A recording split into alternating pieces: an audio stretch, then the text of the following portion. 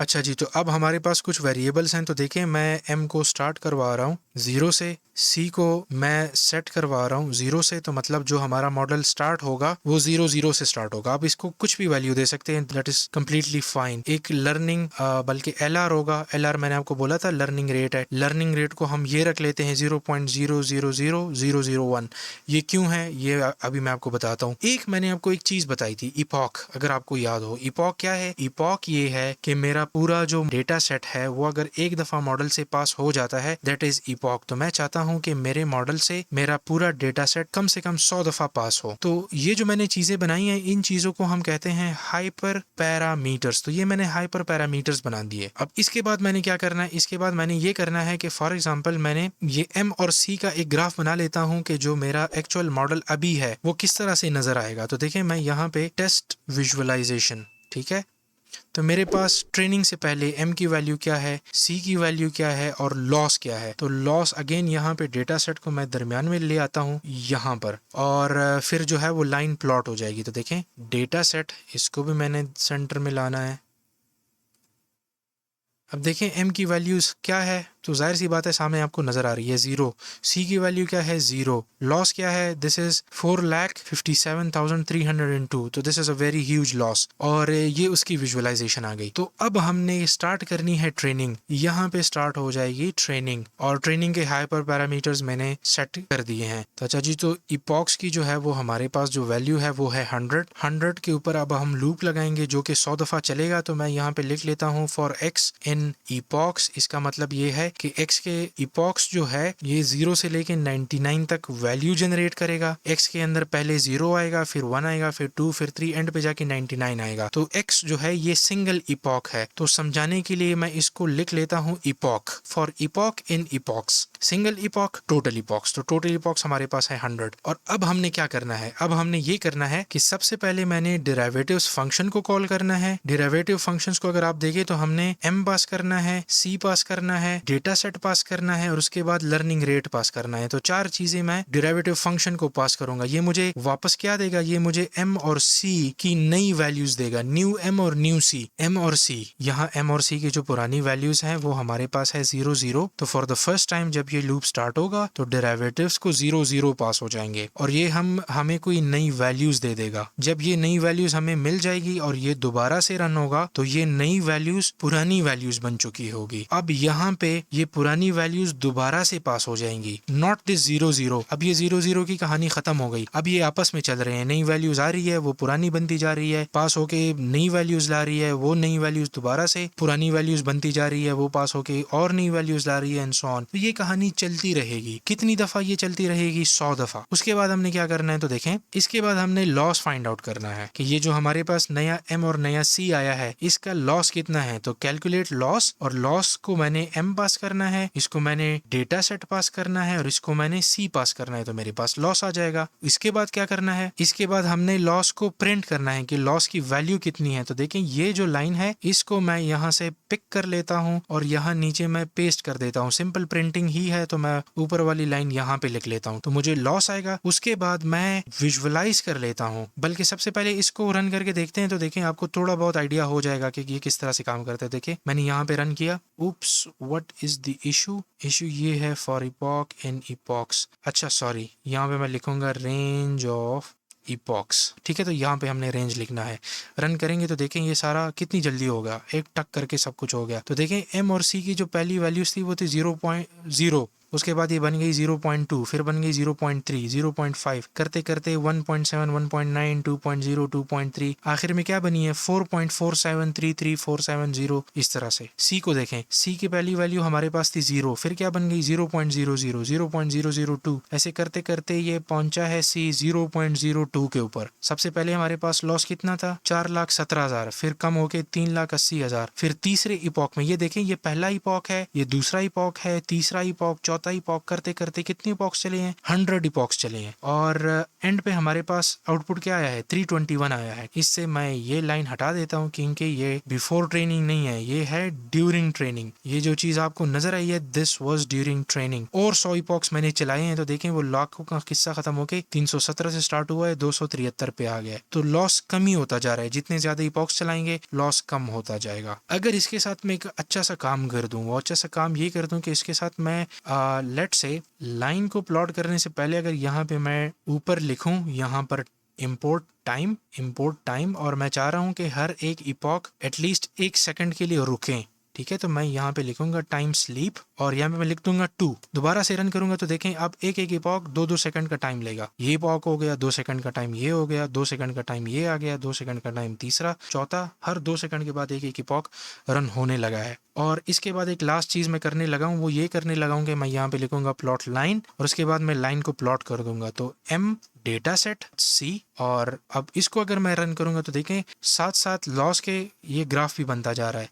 लेकिन चूंकि मैंने ये बहुत दफ़ा चलाया है तो ग्राफ ऑटोमेटिकली अच्छा बना है। तो मैं ये करता हूँ कि मैं इसको दोबारा से ये 0 से स्टार्ट करता हूँ। ये 0 है ना, तो एम और सी मेरे पास 0 हो जाएंगे। अब इसको दोबारा से रन करते हैं तो देखें अब ये ख़राब आएगा, वो 4 लाख वाला, तो देखें बड़ा ही ख़राब आया है। इसके बाद थोड़ा सा ये लाइन बेहतर हुआ है, अब देखें थोड़ा थोड़ा सा ये बेहतर होगा, ऊपर जाने लगा है। इसको अगर मैं थोड़ा सा छोटा कर दूं ना, तो देखें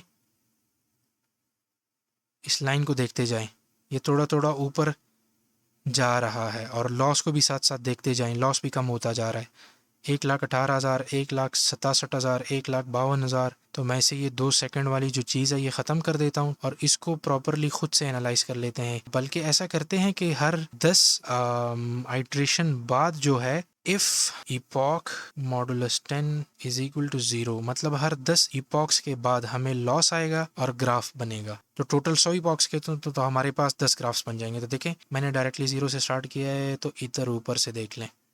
सबसे पहले ये वाला ग्राफ आया जो कि बहुत ख़राब है, 10 इपॉक्स के बाद ये वाला आया है, उसके 10 इपॉक्स के बाद ये वाला आया है, उसके 10 इपॉक्स के बाद ये वाला आया है, फिर ये, फिर ये, फिर ये और ये। तो एंड पे कोई अच्छी सी चीज़ बनी है हमारे पास। अच्छा जी, अब इसको थोड़ा और भी मॉडिफाई कर लेते हैं। देखें मैं यहाँ से ये विजुअलाइजेशन बंद कर देता हूँ, इसी को उठा के इसके साथ जोड़ देते हैं, ठीक है, और इसको डिलीट कर देते हैं, और इपॉक्स को जो है इसको 1000 बना लेते हैं। बिफोर विजुअलाइजेशन ठीक हो गया, बस ठीक है, इसकी ज़रूरत नहीं रही अब। और ये मेरा बन गया प्रॉपर ट्रेनिंग लूप।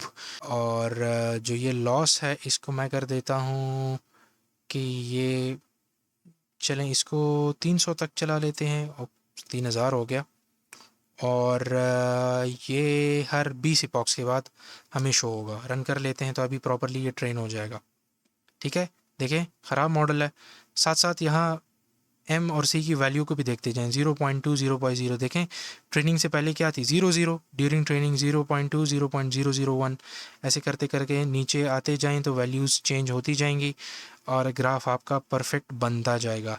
तो एंड पे जो हमारे पास ग्राफ बना है उसका लॉस कितना आया है, 273, which is a very good model. अब एंड पर क्या करना है, एंड पर करना है हमने prediction. This is the most important part after training. Model train हो गया, ठीक है, अब हमने इसको यूज़र को देना है। यूज़र क्या करेगा, इस मॉडल से किसी प्लॉट का साइज़ है तो उसका प्राइस फाइंड आउट करने की कोशिश करेगा कि यार फॉर एग्जाम्पल 200 गज का प्लॉट है तो इसका प्राइस क्या होना चाहिए, ठीक है। तो देखें अब वो किस तरह से करेंगे। तो सबसे पहले हम यूज़र से इनपुट लेंगे, तो ये यहाँ पे मैं लिख लेता हूँ इनपुट, और मैं यूज़र से इनपुट जो लूँगा वो इंटीजर में कन्वर्ट हो जाएगा।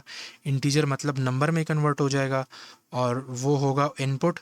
यूज़र को पहले मैसेज आएगा कि enter the size of a plot, एक प्लॉट का साइज़ एंटर करो, तो यूज़र वो एंटर कर देगा। फिर हम क्या करेंगे, ऑब्वियसली प्रेडिक्शन करेंगे।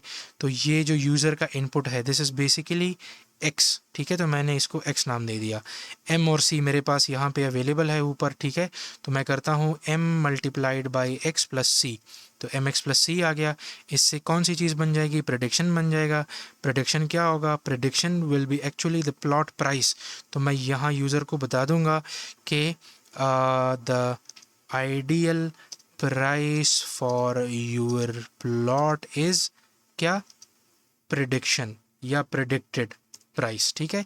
इसको मैं रन करता हूँ तो देखें ये ऊपर ऊपर यहाँ पे देखें enter the size of a plot, तो यहाँ पे मैं फॉर एग्जांपल एंटर करता हूँ 150, यहाँ पे मैंने एंटर किया 150, एंटर दबाया तो देखिए 150 का प्राइस कितना होना चाहिए 678। ये किस तरह से हमने फाइंड आउट किया, दोबारा से देखें, एक और करके देखते हैं, 140 देखते हैं, 140 भी कितना आ गया 632। तो ये किस तरह से करता है, तो देखिए ये 140 से लाइन ड्रॉ करेंगे, इधर आएंगे, ठीक है, इधर से कहाँ पे आएंगे, यहाँ पर, तो यहाँ से क्या बनेगा 632 बनेगा। So this is how this model predicts different values. अब आपने सिर्फ यूज़र को ये देना है, वो यहाँ पे वैल्यू एंटर करेगा और प्लॉट की जो प्राइस है वो निकल के आपके पास आती जाएगी। जी, तो मैं उम्मीद करता हूँ कि इस कोर्स में अभी तक हमने एक एल्गोरिथम पढ़ा है, इसमें आपको काफ़ी मज़ा आया होगा, आपको बहुत सारी चीज़ें क्लियर हो चुकी होगी, ठीक है। हो सकता है आपको बहुत सारी चीज़ें अभी तक स्टिल अनक्लियर हो, आपको समझ ना आई हो। अब इस वीडियो के अंदर मेरा मकसद आपको प्रोग्रामिंग सिखाना या कोई मॉडल बताना या बनाना वो मकसद नहीं था। मेरा मकसद ये था कि मैं आपको एटलीस्ट एक दफ़ा इस पूरे प्रोसेस से गुजारूं, ताकि आप देखें कि डेटा सेट क्या होता है, डेटा पॉइंट्स क्या होते हैं, कॉलम रोज़, उसको उठाते कैसे हैं, कोड में कैसे लिखते हैं, प्लॉट किस तरह से करते हैं, मॉडल कैसे बनेगा, what is epoch, what is a learning rate, weights क्या होते हैं, वेट्स अपडेट किस तरह से होते हैं। तो ये सारी चीज़ें, ये बेसिकली मैं आपको एक दफ़ा करवाना चाह रहा था।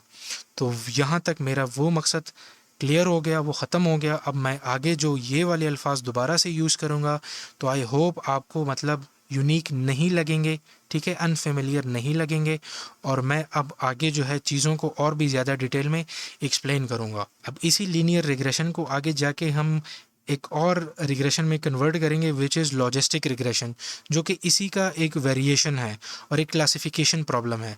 तो मैं आपको वो भी बता दूंगा कि what is a classification problem and what is a regression problem. और इसके अलावा आप इसी मॉडल को, लीनियर रिग्रेशन को थोड़ा सा एडवांस करके आप वेदर की प्रिडिक्शन कर सकते हैं, टेम्परेचर को प्रिडिक्ट कर सकते हैं, स्टॉक मार्केट को प्रिडिक्ट कर सकते हैं। इसकी बहुत सारी एप्लीकेशंस हैं, तो आप इसको उठा के आप बहुत सारी चीज़ों के अंदर आप इसको प्रॉपरली यूज़ कर सकते हैं, ठीक है।